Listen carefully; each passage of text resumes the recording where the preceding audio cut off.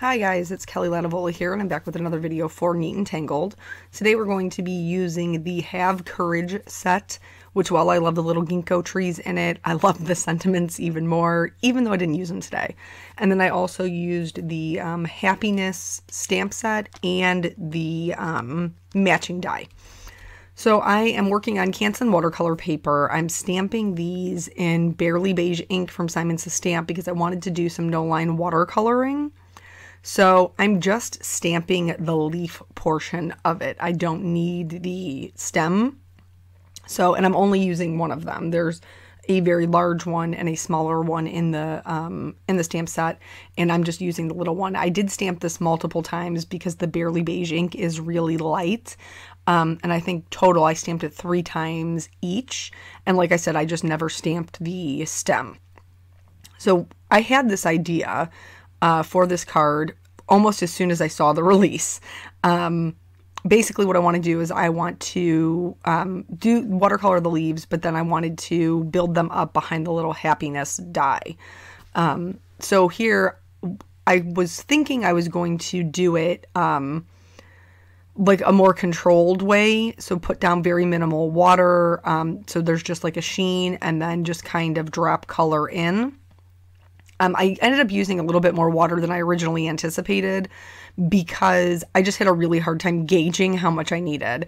And I'm not a patient person, and I got very frustrated with how fast the leaf was drying. So I ended up, as I progressed, using more water, which there isn't anything wrong with that. It just takes longer to dry. That's all. So for this one, I use the quinacridone rose and the Indian yellow, I think it is. And then I also mix the two to create an orange. And I thought, well, that would be really fun. The goal here was kind of to make them look like flowers and not to make them look like leaves.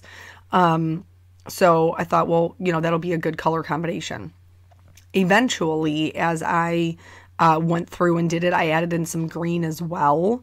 And then it started to have a very fall leaf feel, which I did not love. So I'm going to show you a little bit of this one, and I'm going to speed it up because it did take me, you know, quite some time. Watercoloring is time consuming. I'm also using a number 2 round brush from the Silver Brush Company, but you can use just whatever you have on hand. These are the ones that just happen to be my go-to for it. So, like I said, I'm going to go ahead and speed up the coloring so we're not sitting here together forever and ever. And you'll see that usually after I put down the first layer of color, because watercolors dry back so much, and I just love bold color. So I will go back in and add in darker color as I move through it. This was like I said, I don't know. I thought the color combination would be pretty for flowers, but then it looked like fall leaves. And so I wasn't really sure that I was going to end up using this piece. And so that's why I switched colors. That's why there ended up being 2 cards, because I tell you guys all the time not to give up and see if there's a way that you can fix it or work with it or whatever. And, so I really do try to do that because crafting products are expensive and I don't want to waste them. But also I really do think that it teaches you things, you know, having to overcome whatever it is, whatever the adversity is for your card. I think it challenges you and helps you to grow and really makes you learn things maybe you wouldn't otherwise have done. So here's where I'm going to start adding in the green on this leaf here, and then it just really started to feel like as they dried, I was like, oof, these look like fall leaves, and it is May. So not really so much. They will be really pretty fall leaves when that comes, like when that time of year comes. I think that they'll be great for that, and maybe I'll revisit it. But anyway, so like I said, I had this idea almost right out the gate. It just took me a minute to do that, to get the card together, because I actually went out of town. So last weekend, if you watch my YouTube channel, you know that last weekend we were supposed to go out of town and my son got sick. But I'm actually really grateful that it happened on that weekend, because this weekend, this past weekend, I was out of town visiting craft friends. And so I'm pretty sure my husband would have straight murdered me if I left him alone with that kind of sickness all by his lonesome. Not that he couldn't have handled it. I'm sure he could have. I'm just also sure he wouldn't have wanted to. So if you frequently watch watercolor videos, and you've probably heard people, including myself, say multiple times that you don't want to work in two areas next to each other that are wet. That's why you saw me with the last ones kind of bouncing all over the place, because they will bleed into each other. But if you make a mistake with watercolor, you can sop it up with a wet cloth, or with a dry cloth. What I'm telling you is don't use the wet one. That's what I'm trying to say. Don't use the wet one. So here, originally, I thought, well, I'll use the quinacridone purple, the ultramarine blue, and the ultramarine turquoise. And then so I'm building up that color, and then I just really didn't like it. I just really wasn't feeling it. It didn't feel like flowers to me. It felt more like leaves again, and I was trying to get away from that.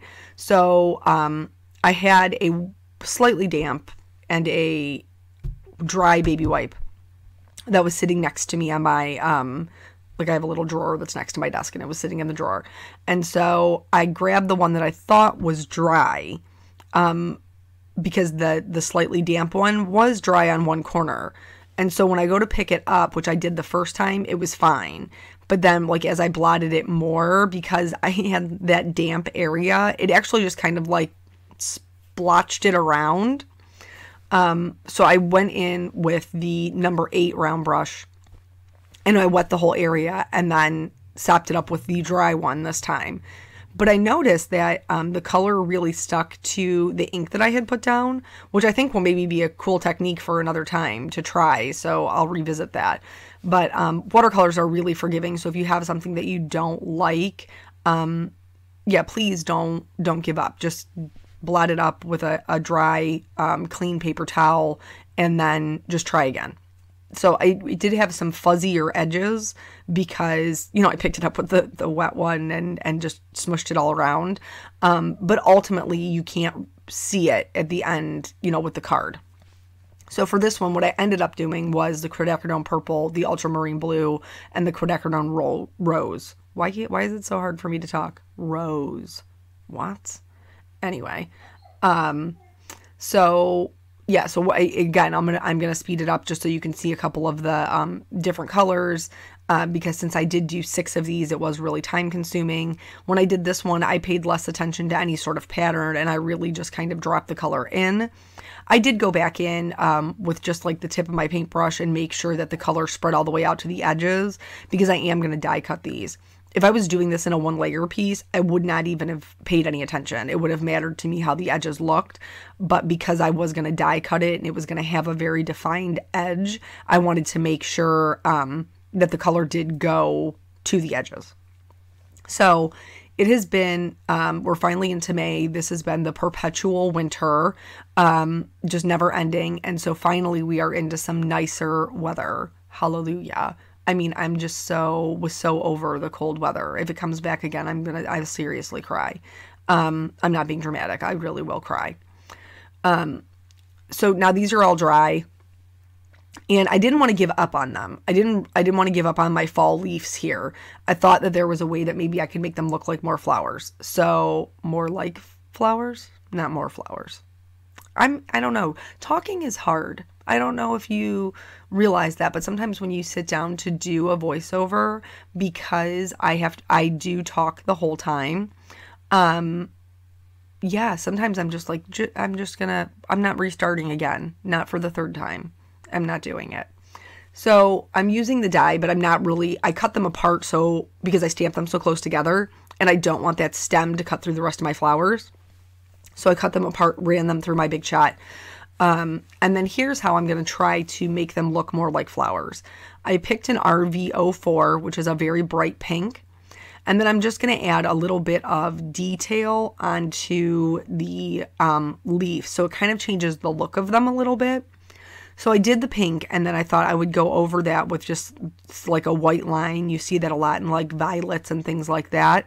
So I thought, oh, well, that'll be cute. So I did do it, and then I did not love it. So after I did this one, I did the other like flower bunches with just the pink, and I like the pink a lot better. So I'm just going to go back in with that same Copic marker and color right over the white. Now it's not going to completely erase it, but it will mask it where it's almost really not noticeable. I did the same thing with the blue and purple ones. I picked a purple and I did the same kind of little design there. And then I also wanted to kind of to mask that white line that I put on the pink ones, but I thought that it would be really pretty on the purple ones, especially since they're darker. I went in and added some white dots with my gel pen. I concentrated them more at the base of each leaf and kind of spread them out sporadically as they moved toward the top. I also, while I was doing my die cutting, I die cut the happiness die out of, this is Blue Violet and the other one is Doll Pink. They're both by Simon Says Stamp. And then I'm matting them on white. There's two dies in that happiness die. One that's like a border and one's the actual wording.